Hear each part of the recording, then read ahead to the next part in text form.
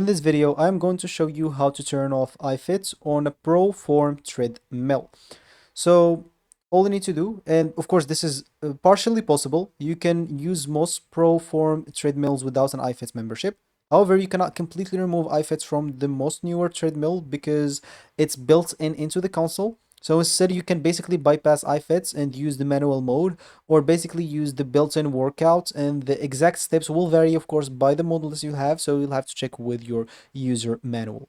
So the first thing that you'd like to do is basically turn on the treadmill, and if you see iFIT step or setup screen, basically look for a skip, continue as a guest, manual mode, or a quick start. Many newer ProForm models allow you to use the treadmill without signing to iFIT.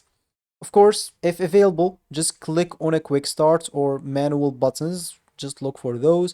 Or an example, press start, and you can then control the speed and incline without using the iFIT workouts.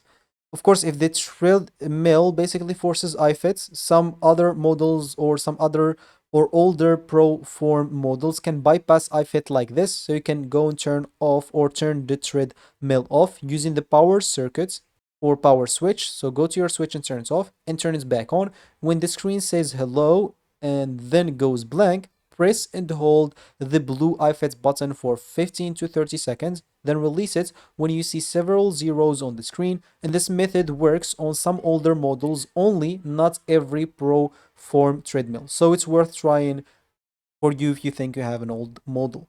And of course, you can also try to use any built-in workout. So many ProForm treadmills includes built-in workouts. So press the fitness app or programs and choose a workout and press run. And you do not need an active iFIT membership, basically, for many onboard workouts. So yeah, that's how you basically turn off the iFIT on a ProForm treadmill. I hope you like this video. Thank you for watching and goodbye.